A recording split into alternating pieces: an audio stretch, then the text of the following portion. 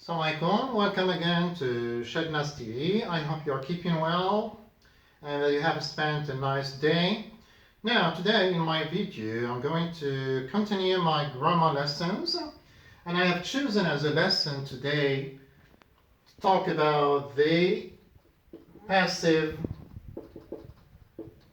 voice. Yes, sir. I know that many students know this tense, and I see that there is no problem to talk more about this tense for more explanation. So, passive voice, whenever we study a passive voice, we need to talk also about something else, is the active voice. Yes, we should not ignore the active voice when dealing with the passive voice. Passive, no action. Active, there is action. So, an active, first of all, let me ask you, what is an active voice? Yes, an active voice is a sentence that contains the following plus subject plus verb plus object. So, we have here subject, S, we have verb V and object. So you may notice that we have an SVO structure. So we call this active because there is the doer of the action. We know the person who did the action. That's why we call it active. There is action. So when dealing with passive voice, we should have the structure, because if you want to make an active sentence into a passive sentence, we need an object. Without an object, we cannot make the sentence into a passive voice.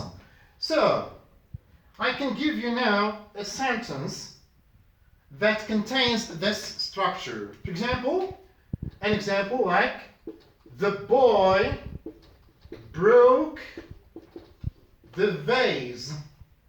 Let's analyze the sentence and see if we have an SVO, so subject, and broke is a verb. Broke what? So if you want to know, in any sentence, if you want to know or find out the object, when you come to the verb, ask the question, broke what? Did what? Saw what? Read what, for example, and the answer is the object, because we know that objects come immediately or are immediately possessioned after the verb. So, we're going to work on this sentence now. Let's work on this sentence, and because it's an SVO, the boy broke the vase, we have subject, verb, and object. Now we need to move from what? From active voice to passive voice. What do we need? Pay attention now. We need 4 steps.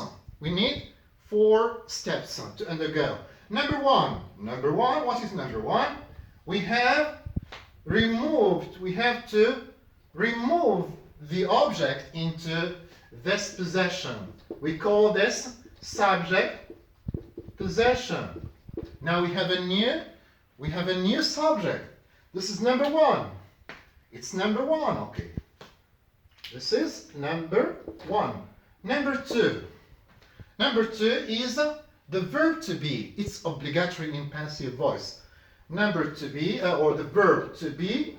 What happens to the verb to be? So it takes what? Takes the tense of the active verb.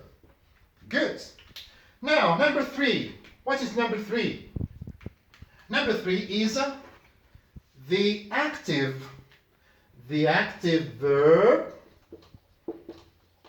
which is, the active verb here is broke.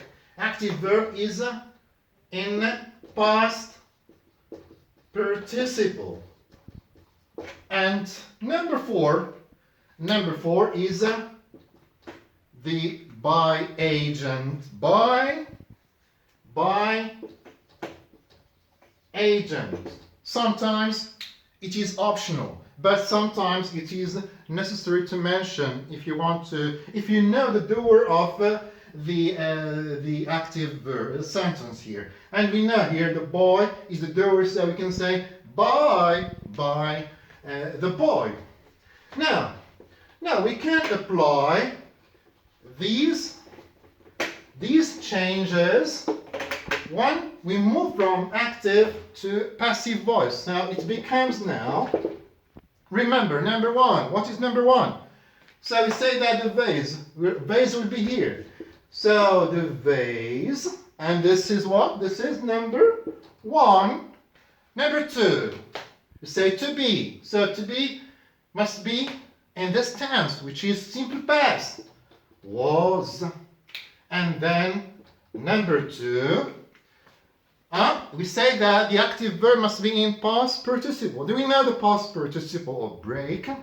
It's broken. So it becomes was broken. Okay, this is number three. And then we move to by agent and we say by the boy. This is clear? Now, please remember these changes or these steps. Now we have to keep the same order, please. We have to begin with number one, then number two, and number three, number four. We cannot disorder or change this order in when moving from active to passive voice. As you may see here, we keep the same tense. And how do we know that that the active voice in simple past is from this to be? From this to be, we know that the active sentence is in the simple past. Now, that's all for this video, and this is just the first part in this lesson concerning the passive voice. In my next video, I will talk more about some exceptions and passive voice with other tenses. Thank you so much, and please don't forget to subscribe and ring the bell. See you, inshallah.